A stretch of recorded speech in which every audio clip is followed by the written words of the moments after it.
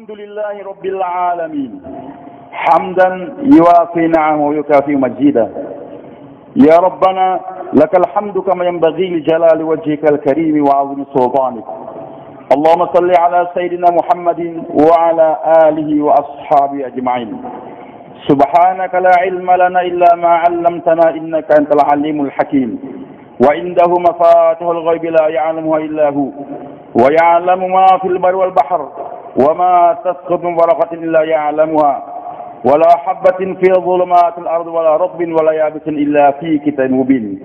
أشهد أن لا إله إلا الله وحده لا شريك له وأشهد أن محمدا عبده ورسوله وصفيه وخليله بلغ الرسالة وأدى الأمانة ونصح الأمة وكشف الغمة وجاهد في سبيل ربه حتى أتاه اليقين. اللهم جز عنا وعن والد وعن الإسلام والمسلمين خير ما جزيتنا من أمته ورسولنا قومه. فيا المسلمون الكرام أوصيكم ونفسي بتقوى الله فقد فاز المتقون. يقول عز وجل يا أيها الذين آمنوا اتقوا الله حق تقاته ولا تموتن إلا وأنتم مسلمون. ويقول رسول الله صلى الله عليه وسلم اتق الله حيثما كنت وأتبع السيئة الحسنة تمحوها وخالق الناس بخلق حسن atau kama qala Nabi sallallahu alaihi wasallam. Hadirin jemaah Jumat yang dimuliakan oleh Allah Subhanahu wa taala. Sejak awal Allah telah jelaskan bahwa Al-Qur'an yang merupakan pegangan umat Islam sampai akhir zaman.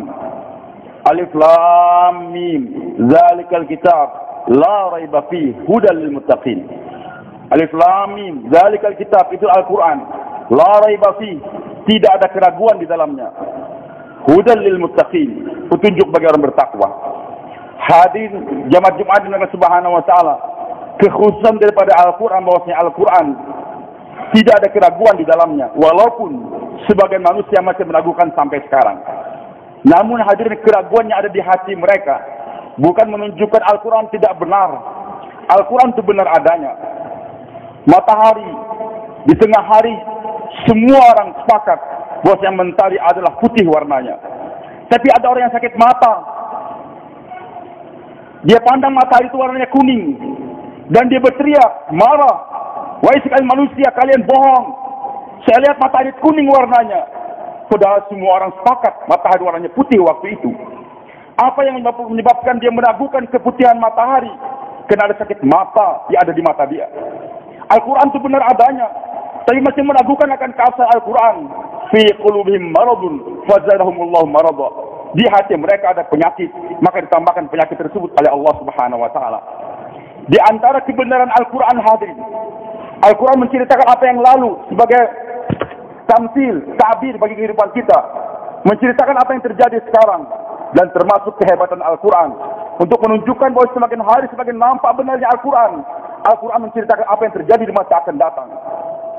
Di antara dua yang pasti terjadi, dan ini menjelang tibanya hari kiamat, atau ciri di antara hari kiamat akan tiba, dan harus kita persiapkan dengan kerja dakwah ini. Dua di antara yang diberitakan oleh Allah, dan ini pasti terjadi. Dan arah ke sana pun sudah nampak sekarang di depan mata kita.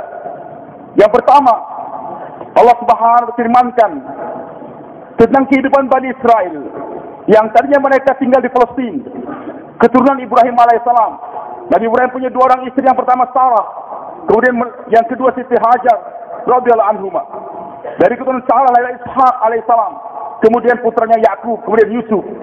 Begitulah berlanjut Bani Israel berasal daripada keturunan Ishak, Yakub. Israel nama Yakub alaihissalam, Bani Israel berarti keturunan Yakub alaihissalam.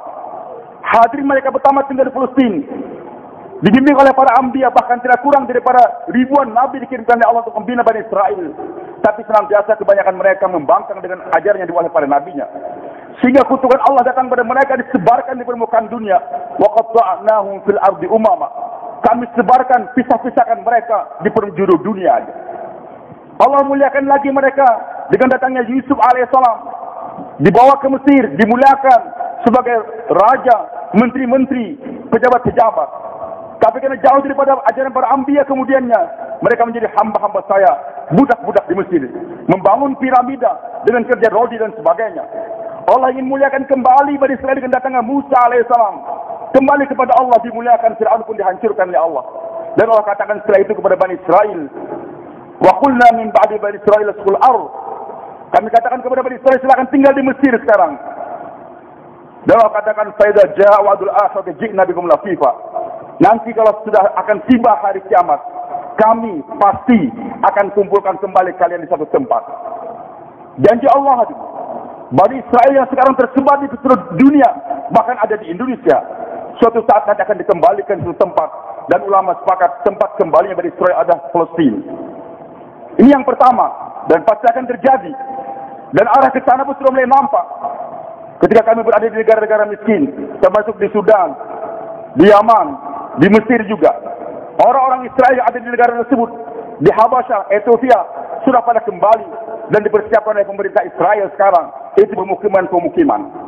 Hadirin, tanpa mengurangi kesemangatan saudara-saudara kita yang berjuang di Palestina untuk melawan Israel. Tapi ingat, bagaimanapun juga usaha untuk mengusir Bani Israel dari Palestina suatu hal yang tidak akan mungkin terjadi. Janji Allah, mereka akan dikembalikan ke Palestina. Mereka akan berkumpul semua seluruh dunia. Yang miskin-miskin sudah mulai datang. Ingat suatu hari nanti, orang-orang Israel yang ada di Amerika, yang kaya-kaya, yang kaya di Eropa, yang kaya di Indonesia dan Singapura, pasti suatu saat akan diusir oleh masyarakat dunia untuk kembali ke Palestina sana. Dan arah kita mulai nampak, orang-orang yang baik ingin berbuat baik kepada Palestina yang terzalimi, membawa sumbangan, membawa pengobatan dibom oleh Israel, sehingga hari demi hari akan nampak kebencian dunia kepada Israel. Dan itu skenario daripada Allah untuk menggiring masyarakat dunia membenci Bani Israel, sehingga suatu saat nanti orang Amerika akan paham mereka selama ini ditipu oleh Yahudi. Suatu saat nanti mereka akan sadar sesuai apa yang dikatakan oleh presiden mereka sekian tahun yang lalu. Suatu saat nanti Israel pasti akan diusir dari Amerika, dari Jerman sudah, dari Eropa yang lain pun akan terjadi. Hadirin Allah Subhanahu wa taala, dan sebenarnya orang Israel sendiri paham bahwasanya kubur kami yang terakhir adalah Palestina. Dikembalikan ke sana bukan untuk dimuliakan, tapi sebagai kuburan massal bagi mereka suatu saat nanti. Janji yang kedua ini pasti terjadi. Allah sudah ingatkan ketika makar orang Yahudi terhadap Nabi Isa alaihissalam. Mereka berbuat makar ingin membunuh Nabi Isa alaihissalam. Dan mereka katakan, Inna qatalna Rasulullah. Kami yang telah membunuh Isa alaihissalam. Tapi Allah katakan, wa ma salabuh wa ma qataluh. Mereka tidak membunuh Isa dan tidak menyalib Isa, walakin syubbiha lahum. Cuma diserupakan di antara salah satu hawariyin, pengikut Nabi Isa alaihissalam yang namanya Yudas Iskariot, telah berkhianat kepada Isa alaihissalam, dan dia bersekongkol dengan Yahudi untuk membunuh Nabi Isa alaihissalam, bersekongkol Yahudi dan Romawi. Sehingga hadir oleh Subhanahu wa taala, Allah sayang kepada Isa alaihissalam seorang nabi. Wa ma salabuh, mereka tidak menyalib.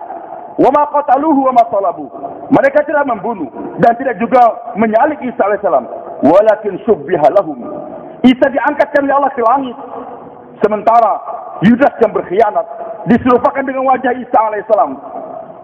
Ditangkap, dibunuh, disalib. Yang disalib adalah bukan Isa alaihissalam, tapi adalah Yudas, pengkhianat yang telah mengkhianati nabinya tersebut. Hadirin Subhanahu wa taala, Nabi Isa diangkatkan ke langit, dan Nabi telah sabdakan suatu saat nanti Isa alaihissalam pasti turun ke bumi. Beliau belum meninggal dunia, tetapi kenabian beliau telah berakhir karena diangkat dari bumi. Nabi diutus untuk bergerak di bumi bukan di langit. Maka dengan diangkatkannya beliau dari bumi ke langit, kenabian beliau telah berakhir. Dan doa beliau akan dikabulkan ya Allah. Dan dari beliau mendoa, ya Allah jadikan saya nabi untuk ini umat. Allah katakan tidak. Mereka adalah umat Nabi Muhammad SAW. Ya Allah, jadikan saya salah satu daripada itu umat. Allah kabulkan. Nanti menjelang hari kiamat, setelah Imam Mahdi datang di Baiat, umat menyatu kembali di bawah pimpinan Mahdi alaihissalam. Dan Nabi Isa datang di Damaskus, di Menara Putih, disambut oleh Mahdi alaihissalam bersama kaum muslimin. Ketika tiba salat asar, Imam Mahdi mempersilakan Nabi Isa untuk jadi imam. Beliau katakan tidak. Saya adalah umat daripada umat Nabi Muhammad SAW. Kamu yang jadi imam. Hadirin Subhanahu wa taala. Tugas Nabi Isa alaihissalam nanti ke dunia mengumumkan 3 perkara kata Rasulullah. Dalam hadis yang sahih Nabi sabdakan demikian. Yang pertama, Nabi Isa akan mengiklankan di masyarakat dunia, aku bukan anak Tuhan. Tapi aku adalah Rasulullah dan sekarang aku menjadi umat daripada umat Nabi Muhammad sallallahu alaihi wasallam. Maka setelah diiklankannya yang demikian, Allah menceritakan dalam Al-Quran surah An-Nisa ayat 159, wa min ahlil kitab illa la yu'minu bi qabla mautih. Tidak ada satu orang pun ahli kitab. Para mufassir menjelaskan yaitu orang Nasrani. Tidak ada satu orang pun yang Nasrani di dunia kecuali beriman kepada Isa alaihissalam. Janji Allah, semua Yahudi akan dikembalikan ke Palestina dan semua orang Nasrani akan mengucapkan syahadat masuk Islam semuanya. Tidak ada satu orang Nasrani pun akan tinggal di permukaan dunia ini. Dan tidak ada satu orang Yahudi pun yang berkeliaran di permukaan dunia. Semua kembali ke Palestina. Dan ini pasti terjadi. Arah ke sana pun sudah mulai nampak. Kemudian yang kedua, Nabi Isa mengilangkan. Nabi tugas yang kedua adalah Nabi Isa akan memotong semua salib-salib di gereja-gereja. Tugas yang ketiga, membunuh semua babi yang ada di dunia ini. 3 hadirin tugas Nabi Isa alaihissalam. Yang pertama mengumumkan saya bukan anak Tuhan, tapi saya adalah Rasulullah dan saya sekarang umat Nabi Muhammad SAW. Yang kedua akan memotong semua salib di permukaan dunia. Dan yang ketiga akan membunuh semua babi-babi di permukaan dunia ini. Berat tugas Nabi Isa alaihissalam untuk mengumumkan kepada seluruh masyarakat Nasrani di permukaan dunia. Padahal waktu itu alat-alat canggih sudah tidak ada lagi. Bahan bakar sudah habis. Capek Nabi Isa kalau keliling dunia untuk berdakwah. Yang kedua, bagaimana capeknya beliau untuk memotong semua salib gereja-gereja di permukaan dunia ini. Dan bagaimana capeknya untuk pergi ke Papua sana. Untuk membunuh babi-babi yang ada di sana. Hadirin, inilah hubungannya dengan gerak dakwah yang kita kerjakan sekarang. Nanti Nabi Isa akan datang. Dengan seiring gerak jamaah yang bergerak dari permukaan dunia ini. Sebelum datangnya Nabi Isa alaihissalam, banyak masyarakat Nasrani akan masuk agama Islam berbondong-bondong. Alhamdulillah hadirin, sejak tahun 1926 dimulainya ini gerak dakwah kembali secara istimai. 1936 bergerak, mulai masuk ke Saudi Arabia, orang haji mulai berdakwah. Alhamdulillah, Eropa sekarang mulai berubah. Amerika telah mulai berubah. 4.000 masjid sudah ada di Prancis. Bahkan 400 gereja di antaranya sudah jadi masjid. Kami heran ketika kami sholat di bulan Ramadan di Jepang, bergerak 45 hari di sana. Ternyata sudah lebih 300 masjid ada di Jepang. Dan begitu semangatnya mereka walaupun kerja capek. Tapi orang Islam tidak kalah semangatnya untuk sholat tarawih 1 juz. Yang saya heran lagi ternyata imamnya dari mana datangkan? Bukan dari Indonesia. Tapi 35 orang hafiz Quran, ulama. Didatangkan dari Inggris. Saya bertanya, bagaimana kalian bisa datang kemari? Mereka katakan, Alhamdulillah, dengan berkat dakwah yang terus-menerus sekarang di Inggris, kami sudah punya 10 pondok pesantren besar. Pondok pesantren yang khusus mengkaji kitab kuning, ajar agama. Dari 2 pondok pesantren yang besar saja, Birmingham dan yang kedua Dewsbury, yang merupakan markas dakwah kita di Eropa terbesar di sana, menghasilkan setiap tahun tidak kurang daripada 100 hafiz Al-Quran. Orang tua kita, almarhum Dr. Nur Al-Idrus, semoga Allah mengangkatkan derajat beliau senantiasa, pulang dari Inggris bercerita kepada saya, ketika kami sholat tarawih di markas Dewsbury sana di Inggris, ternyata imam datang bertanya kepada beliau yang duduk di saf yang pertama, ayo hafiz Quran? Bapak hafal Quran atau tidak? Beliau katakan tidak hafal. Tolong pindah ke saf yang keempat. 3 saf pertama di Inggris hari ini, bulan Ramadan, diisi oleh para hafiz-hafiz Al-Quran. Panjangnya saf tidak kurang daripada 100 orang. Hadirin subhanahu wa ta'ala, dengan gerak dakwah ini hari demi hari, masyarakat Eropa akan masuk Islam. Begitulah hadirin Allah subhanahu wa ta'ala, dengan banyaknya orang masuk Islam, gereja-gereja sudah berubah jadi masjid. Sehingga nanti ketika Nabi Isa alaihissalam datang, kebanyakan gereja sudah berubah jadi masjid atau madrasah. Sehingga tidak capek lagi Nabi Isa untuk memotong gereja salib-salib yang ada di gereja sana. Dan ini pasti terjadi, janji Allah. Yang kedua, flu babi. Yang ketiga, yang pertama saya katakan masyarakat akan semakin banyak yang masuk Islam. Dan yang kedua tadi, gereja-gereja akan semakin berubah menjadi masjid dan madrasah. Sehingga tidak capek Nabi Isa untuk memotong itu salib-salib. Yang ketiga, kalau umur kita panjang akan melihat nanti flu babi atau flu burung akan semakin merebak, sehingga nanti akan ada pembantaian habis-habisan babi di permukaan dunia. Bukan orang Islam saja yang membantai. Tim dokter akan menyadari bagaimana bahayanya itu babi. Maka setiap pemerintah, setiap negara mengusulkan, bahkan menggerakkan tentara dan polisi untuk membunuh babi-babi. Dan itu pasti terjadi. Babi akan habis di Papua, akan habis di Indonesia, akan habis di Eropa. Sehingga ketika Nabi Isa datang, tinggal babi yang ada sekitar negara Arab. Nggak capek bagi Nabi Isa untuk membunuh itu babi. Hadirin jamaah Jumat yang Subhanahu wa Ta'ala, inilah firman Allah. Dua kenyataan yang pasti akan terjadi. Yahudi akan dikembalikan ke Palestina, dan Nasrani akan masuk Islam semuanya. Gereja akan berubah, babi akan mati. Tinggal nanti menjelang akhir zaman, kata Nabi kita Muhammad SAW, peperangan besar akan terjadi antara Yahudi dengan kaum muslimin. Yahudi semua di Palestina, kaum muslimin di sebelah Jordania sana. Terjadi peperangan, tapi semua makhluk akan membantu umat Islam. Bahkan pohon, batu akan berkata, wahai muslim, di belakang saya ada Yahudi, bunuh dia. Nggak ada tempat bagi Yahudi untuk bersembunyi. Dan memang ciri khusus bagi orang Yahudi, mereka itu penakut, hanya berani berperang. Allah katakan min warai judur, di balik tembok, di balik batu, di balik pohon, sembunyi mereka berani berperang. Tapi nanti akhir zaman, tembok-tembok akan bicara, pohon bicara, batu bicara. Di belakang saya ada Yahudi, sembunyi, bunuh dia. Kecil pohon yang namanya gharqad, kata Rasulullah SAW. Dan itu pohon banyak ditanam sekarang di Palestina sana. Hadirin jamaah Jumat yang dimuliakan oleh Allah Subhanahu wa Ta'ala, tinggal buat keputusan sekarang. Islam pasti tersebar kembali. Kita akan membaca di koran, nanti akan tertulis sekian negara ini masuk Islam semuanya, kabupaten ini masuk Islam semuanya. Cuma tinggal dua, apakah Anda ingin menjadi penonton atau pemain? Penonton sekedar membaca di koran perkembangan Islam, alhamdulillah Islam bagus, Islam tersebar. Sebagai penonton tidak mendapatkan pahala apa-apa. Tapi jadi pemain, bergerak kita. Walaupun kita tidak bergerak, masyarakat tidore, masyarakat tangir, nggak bergerak, Islam tidak berarti tidak akan tersebar.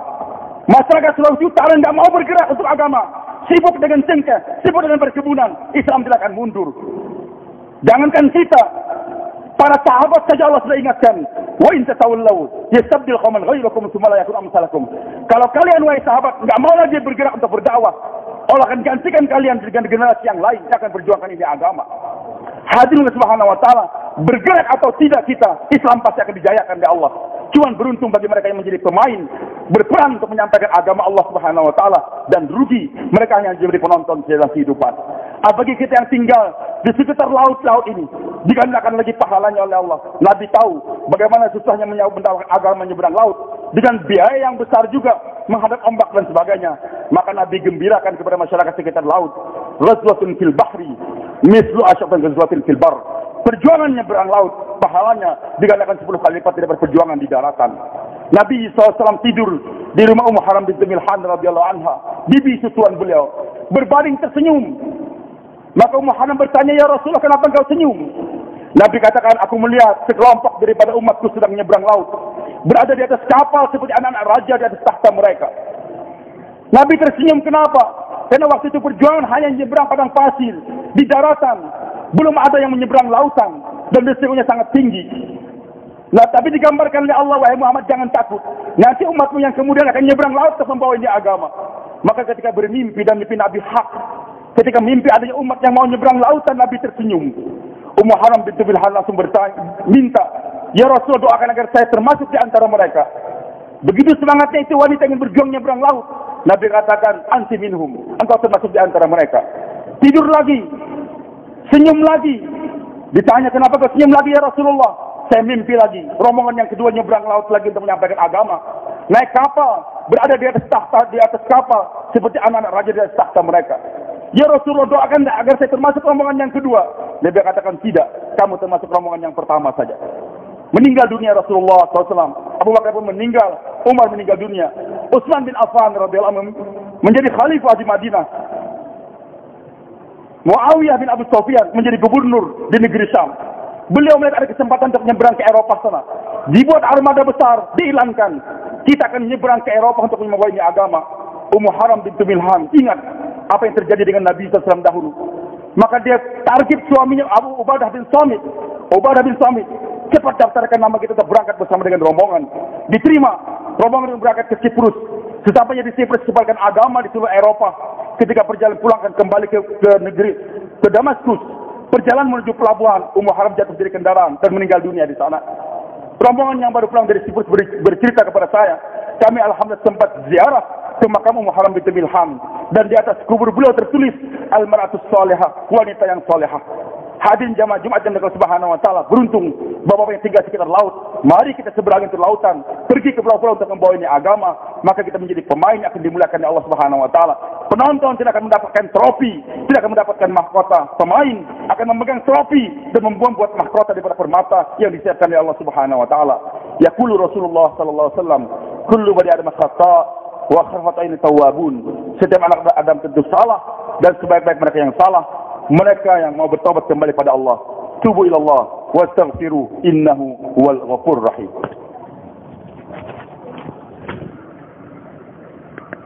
Alhamdulillah wahda la syarika lah wa la na'budu illa iyyah. Wassalatu wassalamu ala man la nabiyya ba'da. Sayyidina Muhammad bin Abdullah wa ala alihi wa man sara bihudah. Ashhadu an la ilaha illallah wahdahu la syarika lah wa ashhadu anna Muhammadan 'abduhu wa rasuluh wa safiyyu wa khaliluh. Ballagha risalah bil amanah wa nasal ummah wa kashafal ghummah. Usikum sanatan bi taqwallah faqad fazal muttaqun. Yaqul azza wa jalla wa may yuti' Allah wa rasulahu wa yakhsha Allah wa yattaqi fa ulaika humul faizun. Wa yaqulu Rasulullah sallallahu alaihi wasallam yaqul azza wa jalla inni la ahammu bi ahli al-ardi 'adaban fa idza nazat al-umar buyuti wal mustaghfirin bil ashar wal mutahabbin fiya saraftu anhum al-'azaba. أو كما قال النبي صلى الله عليه وسلم فيما يروي عنه عز وجل واعلموا أن الله أمركم بأمر بدأ في بنفسه وثنى بملائكته وثلث من المسلمون يقول عز وجل مخبرا وآمرا إن الله وملائكته يصلون على النبي يا أيها الذين آمنوا صلوا عليه وسلموا تسليما اللهم صل على سيدنا محمد وعلى آل سيدنا محمد كما صليت على سيدنا إبراهيم وعلى آل سيدنا إبراهيم وبارك على سيدنا محمد وعلى آل سيدنا محمد كما باركت على سيدنا إبراهيم وعلى آل سيدنا إبراهيم في العالمين إنك حميد مجيد وارض اللهم عن الخلفاء الراشدين المهديين أبي بكر وعمر وعثمان وعلي وعن بقية الصحابة رسول الله أجمعين اللهم اغفر للمسلمين والمسلمات والمؤمنين والمؤمنات الأحياء منهم والأموات إنك سميع قريب مجيب الدعوات ربنا اغفر لنا ولإخواننا الذين سبقونا بالإيمان ولا تجعل في قلوبنا غلا للذين آمنوا ربنا إنك رؤوف رحيم اللهم أنزل هدايتك ورحماتك وبركاتك على جل البلاء وسائر بلدان المسلمين اللهم استخدمنا واستخدم رجالهم لخدمة هذا الدين دعاة لك دينك في مشارق ومغاربها واجعل نساءنا ونساء متحجبات متنقبات غير متبرجات واجعلهن كنساء الصحابة واجعل أولادنا وأولادهم من الصالحين واجعل القرآن حفظه اللهم إنا نسألك الهدى والتقى والعفاف والغنى اللهم إنا نعوذ بك من جهد البلاء ودرك الشقاء وسوء القضاء وشماتة الأعداء